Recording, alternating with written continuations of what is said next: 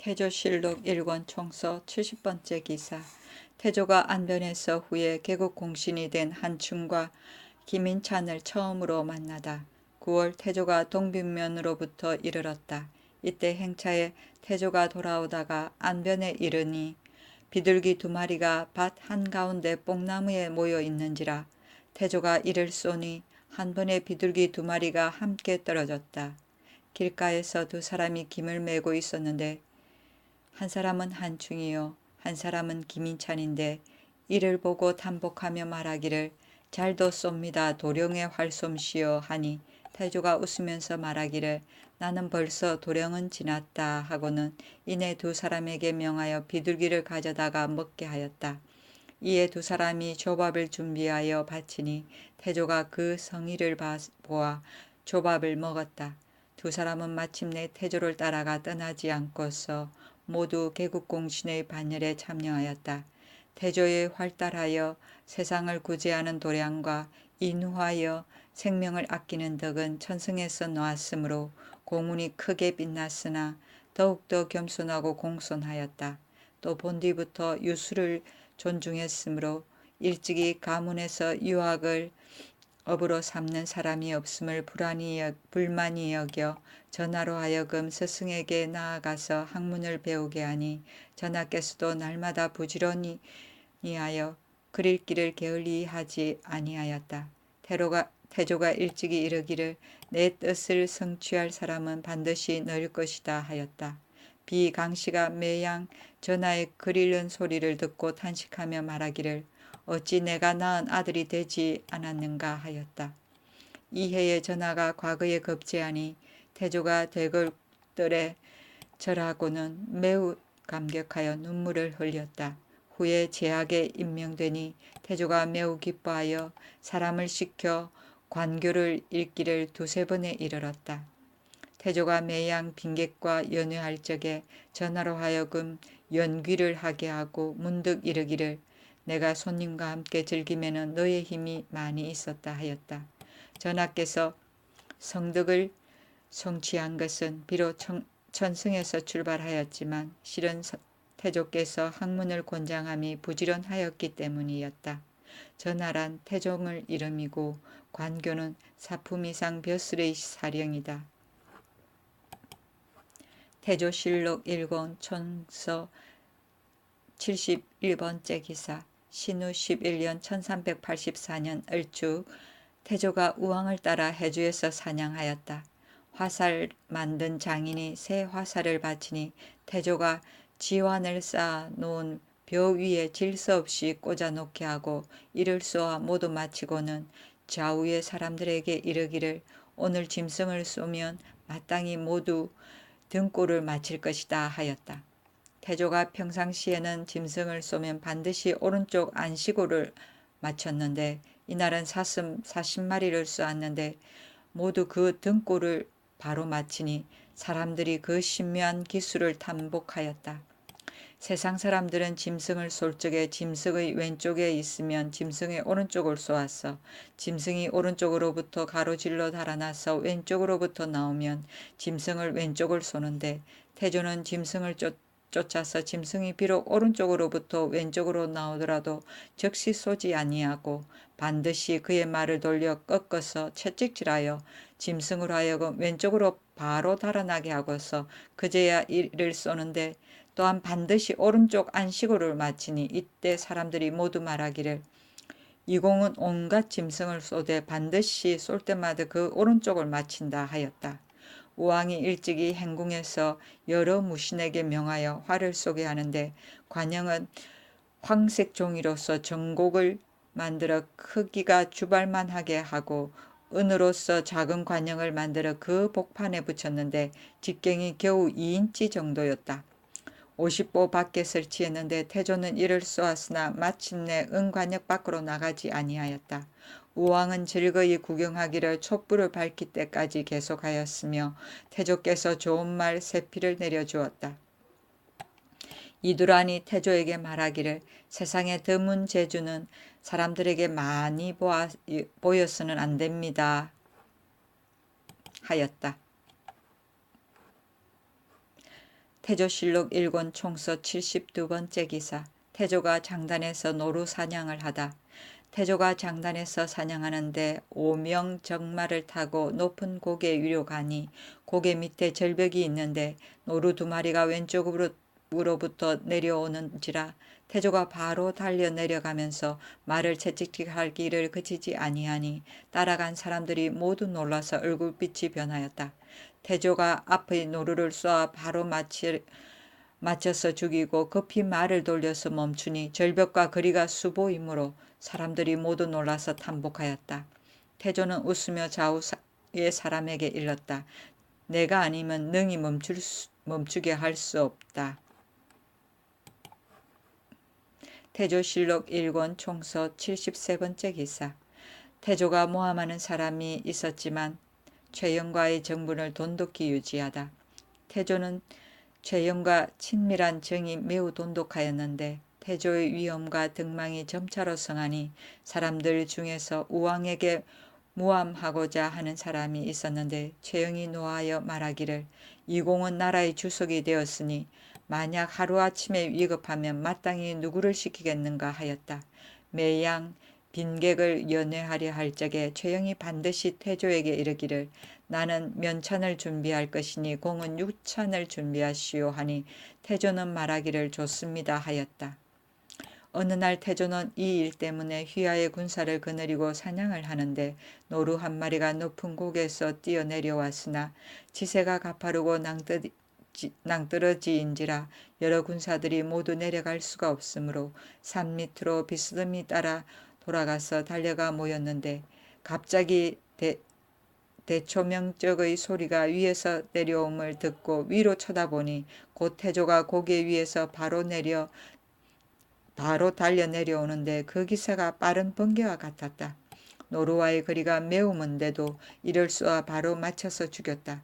태조는 맑고 비를 당기면서 웃으며 말하기를 이 사람의 주먹을 보라 하였다. 최영의 휘하 군사인 현귀명이 또한 군사들 가운데에서 있다가 친히 이를 보고 그 사실을 최영에게 말하니 최영이 감탄하여 칭찬하기를 한참 동안이나 하였다. 태조실록 1권 총서 74번째 기사.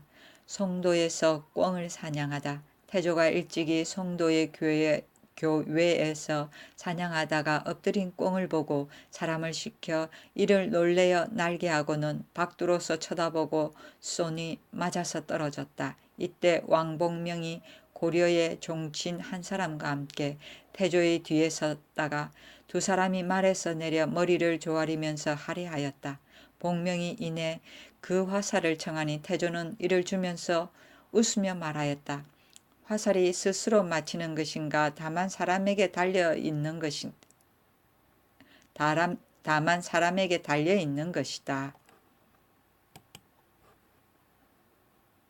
태조실록 1권 총서 75번째 기사. 나무공을 만들어 박두로 쏘아 맞추다. 태조는 평상시에 나무공을 만드니 크기가 배만하였다. 사람을 시켜 5-60보 밖에서 위로 던지게 하고 박두로 이를 쏘았는데 바로 맞췄다. 태조실록 1권 총서 76번째 기사. 명사신이 태조와 이색의 안부를 묻다. 왜구의 침략을 태조가 격퇴하다.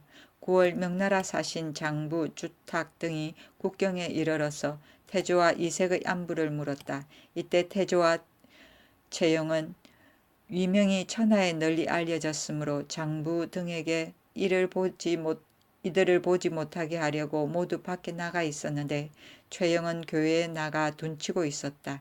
이때 외적의 배 150척이 함주, 홍원, 북청, 함락국 북 등처에 침구하여 인민을 죽이고 사로잡아 거의 다 없어졌다.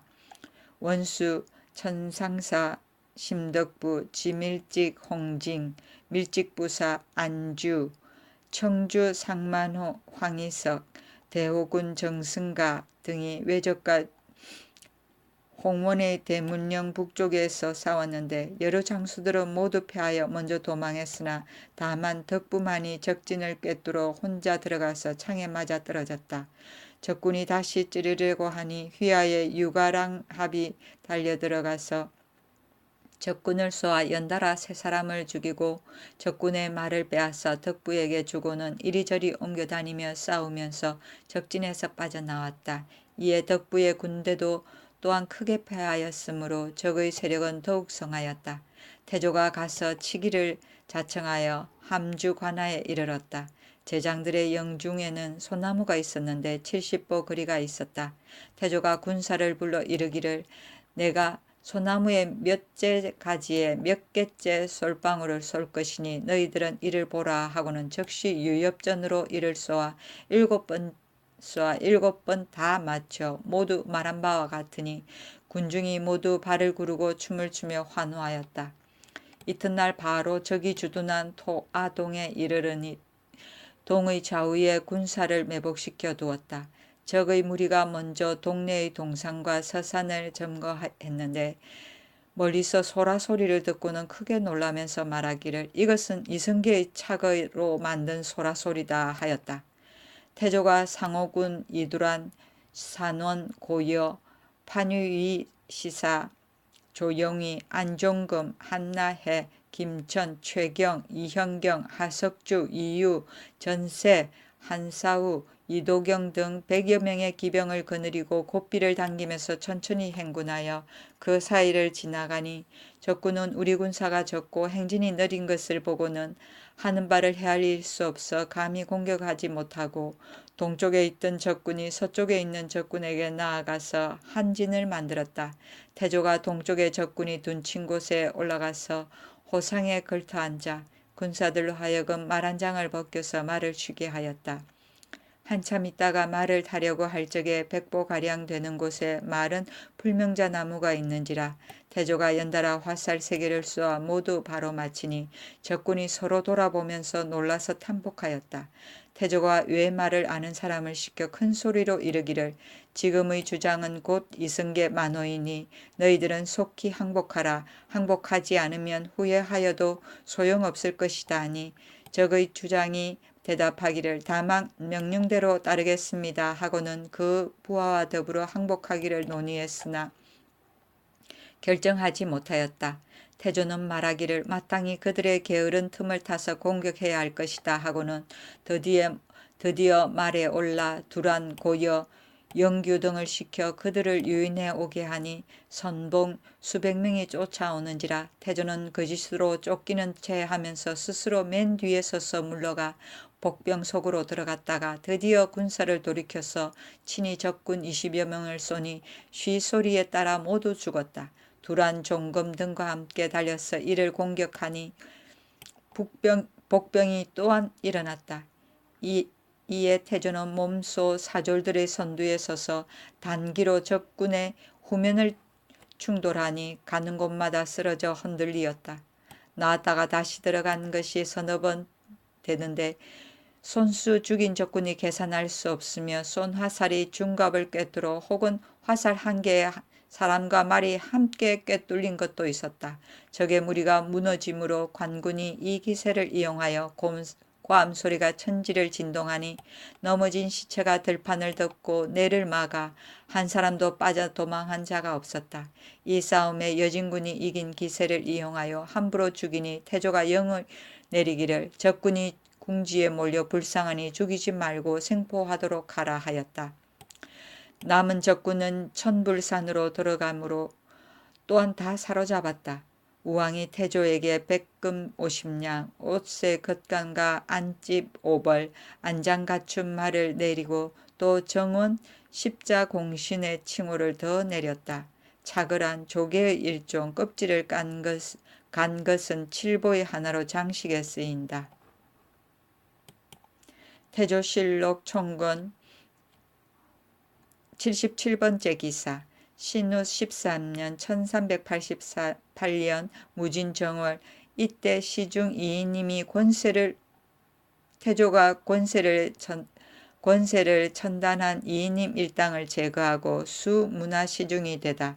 신우 13년 1488년 무진정월 이때 시중 이인님이 권세를 마음대로 부리니 그의 무리 영삼사, 인건미, 좌사, 영흥방, 찬성사, 독일부 등이 요로에 나누어 점거하여 돈을 받고 관직을 팔아 남의 전정을 빼앗아 그 탐욕과 포악을 자행하여 관청과 민간이 빈곤하여졌다.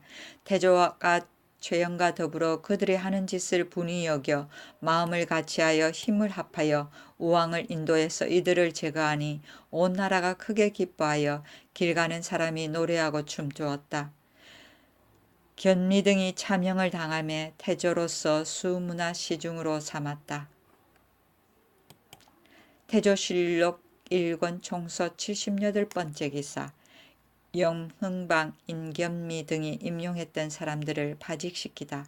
2월 태조가 최영과 더불어 정방에 앉아 최영이 인견미, 영흥방이 썼던 사람들을 모두 내쫓으니 태조가 말하기를 인견미와 영흥방이 정권을 잡은 지 시일이 오래되었으므로 무릇 사대부들은 모두 그들의 청거한 사람들이니 지금은 다만 제주의 현부만을 물을 것이지 그들이 이미 지나간 일까지 어찌 허물겠습니까 하였으나 최영은 듣지 아니하였다. 태조실록 1권 총서 79번째 기사. 태조가 형사를 중지하도록 요청했으나 최영이 듣지 않다. 최영이 전 원주 목사 서신이 곧 이성님의 동서인 관계로서 함께 차명을 행하고자 하니 태조가 사람을 시켜 말하기를 죄인과 개수가 이미 멸족되고 흉악한 무리도 이미 차명을 당했으니 지금부터 마땅히 형사를 중지하고 덕음을 펴야 될 것입니다 하였으나 최영이 또한 듣지 아니하였다. 태조실록 1권 총서 80번째 기사. 태조가 무인이면서도 문인과 경사를 토론하고 대학 연의를 즐겨보다. 태조는 본디부터 유수를 존중하여 비록 군중에 있더라도 매양 창을 던지고 휴식할 동안에는 유사, 유경 등을 인접하여 경사를 토론하였으며 더욱이 진덕수의 대학 연의 보기를 좋아하여 혹은 밤중에 이르도록 자지 않았으며 개연히 세상의 도의를 만회할 뜻을 가졌었다. 진덕수는 송나라의 유학자 주자학파의 학자로서 서산선생이라 일컬으며 저수는 대학연의, 서산문갑 등이 있음. 태조실록 1권 총서 81번째 기사. 명에서 철령 이북의 땅을 요구하자 요동정벌을 논의하다. 처음에 명나라 황제가 말하기를 철령을 따라 이어진 북쪽과 동쪽과 서쪽은 원래 개원로에서 관할하던 군민이 소속해 있던 곳이니 중국인, 여진인, 달단인, 고려인 등 그대로 요동에 소속시켜야 된다고 하였다. 최영이 벽간을 모아 이 일을 의논하니 모두 말하기를 명나라에 줄 수 없습니다 하였다. 우왕은 최영과 비밀리 의논하여 요동을 치려고 하며 공산부원군 이자송이 최영의 사제에 나아가서 옳지 못함을 힘써 말하니 최영은 자송이 인견미에게 편당해 붙었다고 핑계하고는 곤장을 쳐서 전라도 내상으로 유배시켰다가 조금 후에 그를 죽였다. 우왕이 서북면 도안무사에 요동군사가 관계에 이르러 장차 천리영의를 세우려 한다는 보고를 받고 울면서 말하기를 여러 신하들이 나의 요동을 공격하려는 계책을 듣지 않다가 이 지경에 이르렀다 하였다. 명나라에서 다시 요동 백호 왕등명을 보내어 천령위를 세움을 알렸다. 태조실록 1권 총서 82번째 기사. 우왕과 최영이 요동을 공격하기로 결정하다. 3월 최영이 요동을 공격하기로 결정하다. 3월 우왕은 홀로 최영과 요동을 공격하기로 계책을 결정하였으나 그래도 감히 공공연히 말하지는 못하였다. 사냥한다고 핑계하고는 서쪽으로 해주에 행차하였다. 태조실록